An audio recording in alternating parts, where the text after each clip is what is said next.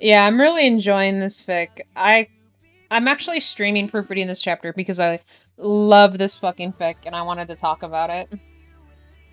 I think it's really good and I have so much to say about it and the writing. Right now, this chapter is kind of where it's kind of the beginning of the end for a lot of the character conflict and character arcs that I have going on. This is where all of the character mistakes finally blow up. You know, things have to break before they can fix.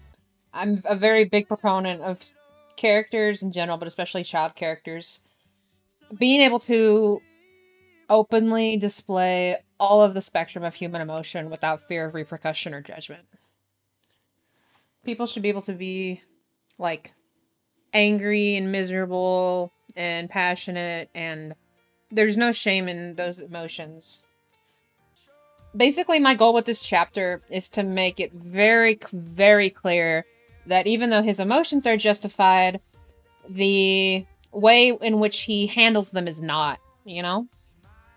There's a difference between what you feel and how you act on those feelings. No, honestly, Perry is so traumatized. It's so funny.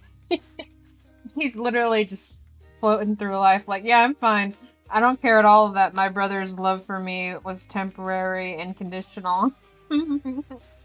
Anyway, so yeah, I haven't written Devin Hazel for many other fics, by which I mean any other fics. So I've never really explored their dynamic before, and it was really fun to do in this chapter, and actually surprisingly easy.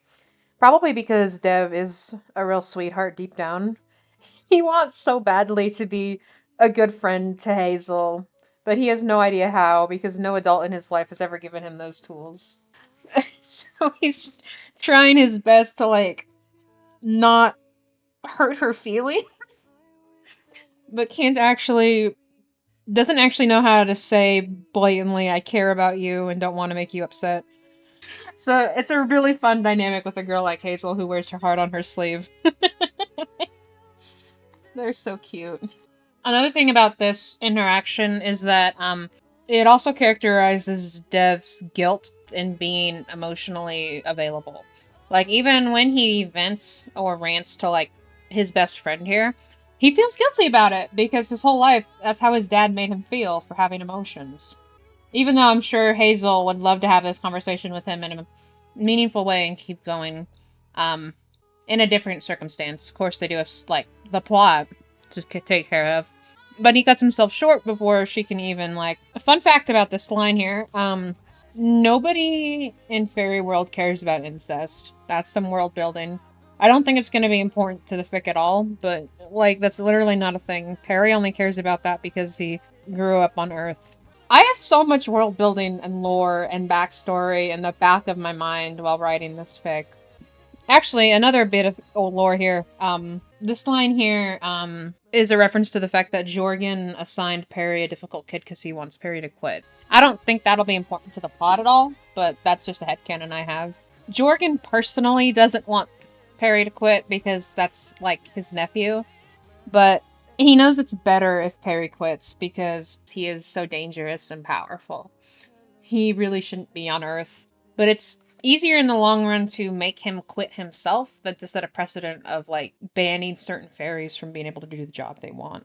So it's something Jorgen and the Fairy Council agreed was for the best. So Harry got Dev as a god kid, which was a bad choice because Harry sucks ass at this job.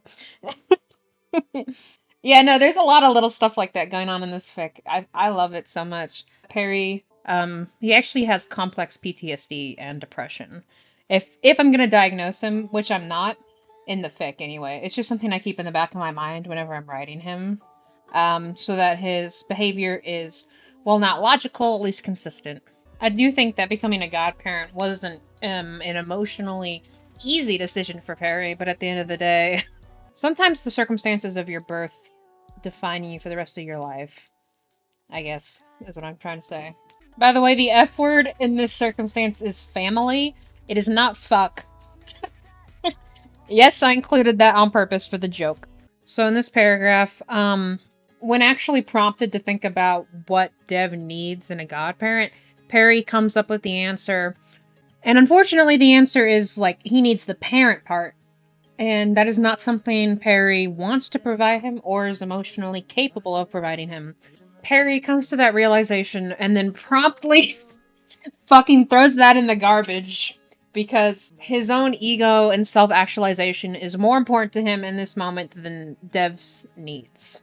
Everything he's thinking about here, he's thinking about quitting, he's thinking about the shame of admitting he failed, going back to his old friends, the people who told him he was wrong, blah blah blah.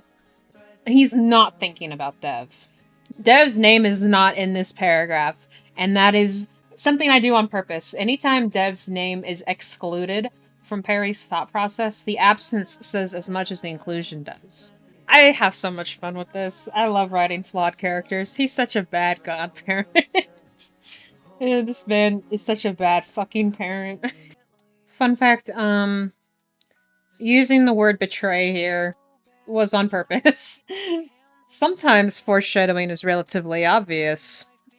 Another thing is that with this scene here, Wanda and Cosmo in this fic mostly Wanda, but they both very blatantly take Perry's side in these matters, even though as godparents they should be objective and prioritize the kids' well-being when it comes to like, any other fairy not doing their job properly.